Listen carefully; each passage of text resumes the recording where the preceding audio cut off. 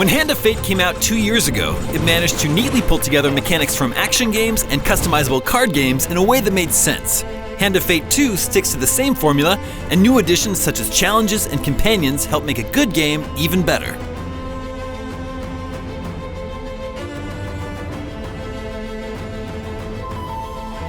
Acting as a dungeon master of sorts, the ominously voiced dealer combines encounter cards from his deck with cards you choose in order to craft a partly randomized story. Conflicts are resolved either through combat or through gambits involving dice, pendulums, or wheels of fortune. It creates a welcome sense that you're playing D&D with a rather sadistic friend. As you'd hope for from a good sequel, almost every feature has been improved. The campaign, for instance, is now made up of a series of unlockable challenges with their own self-contained stories, each with special cards and unique victory conditions. The resulting wide variety keeps the scenarios interesting and adds new meaning and strategies to the deck-building elements. In its best moments, Hand of Fate 2 yields all the satisfaction of building a good Hearthstone deck. One of the tougher challenges starts you off with just 10% of your total health and disables your normal means of restoring it. To compensate, you can bring along encounter cards that automatically boost your health when they appear in the dealer's spreads. You can also make sure to avoid encounter cards that could lead to combat scenarios, minimizing the danger of losing more health. At the same time, you need to include a couple of good equipment cards for when you absolutely have to fight. While combat is smoother here than in the first Hand of Fate, it's still kind of simple.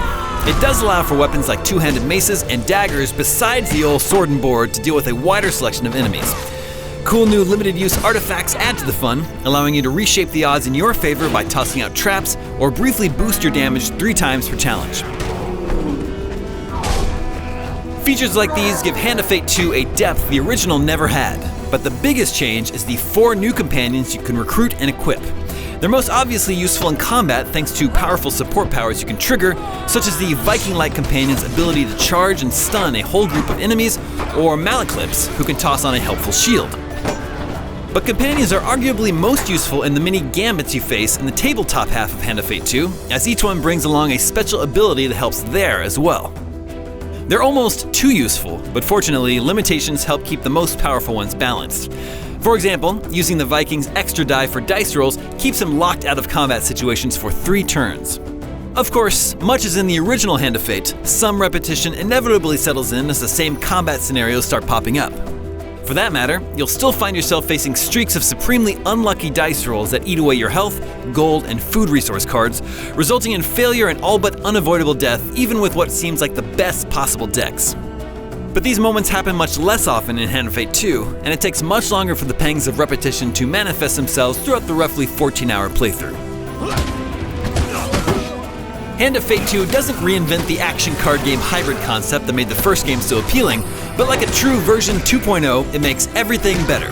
Whether it's the variety of challenges, smarter deck building, strategy-changing companion characters, or smoother combat, it's all improved to the point where the only real issue is that your fate can still occasionally feel unfair.